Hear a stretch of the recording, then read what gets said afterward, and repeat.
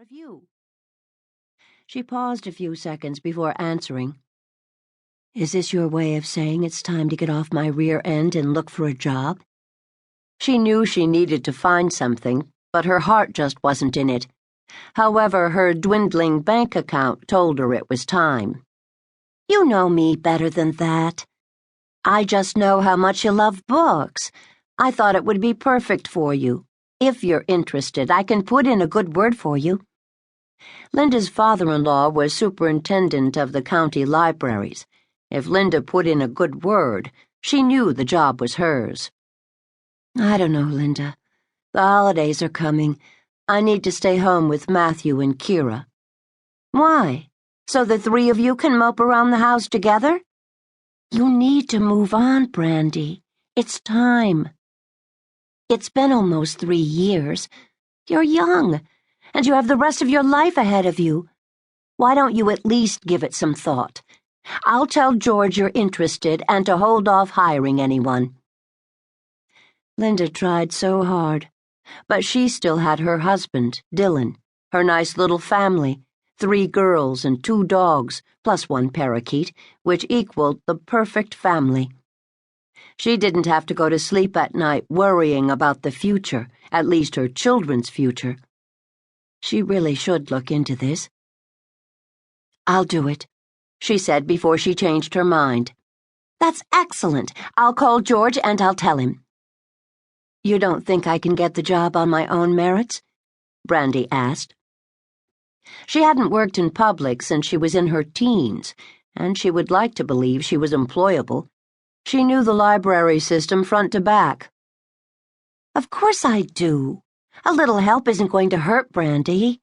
You need to take what's being offered." Linda's tone was serious. "Okay. Tell me what to do and I'll do it." The kids needed her, and especially this time of year, as Jeff had passed away December 20th. Holidays were tough, but Linda was right. It was time she started acting like a big girl. "Fantastic. I'll call George as soon as I hang up." "So, did you do it?" she asked. Brandy knew what she referred to. She'd discussed this Christmas tree decorating issue with her last week. Again.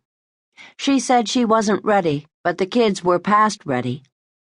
Maybe it was time to at least think about pulling out a few decorations. She wasn't sure how far she could go with this whole Christmas thing, but she would try. And she knew this would make her children happy. "I looked at the boxes stacked in the garage," she said.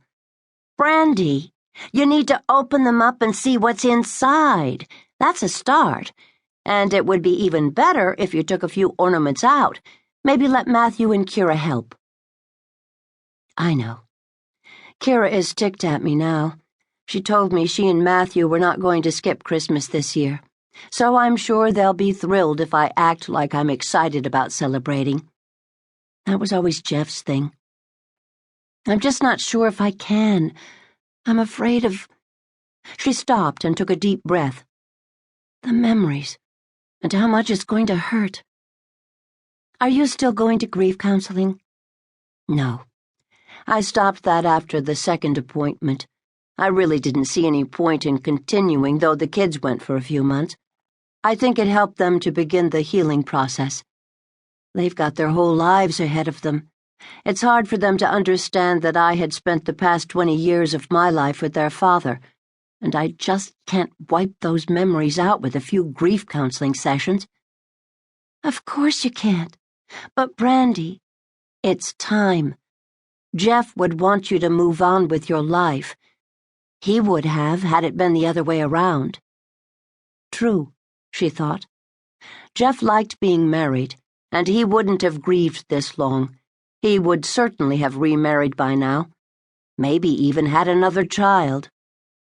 "I know, but it doesn't make it any easier. What am I supposed to do, Linda? Do I just wake up tomorrow and forget that I was married to Jeff for 20 years?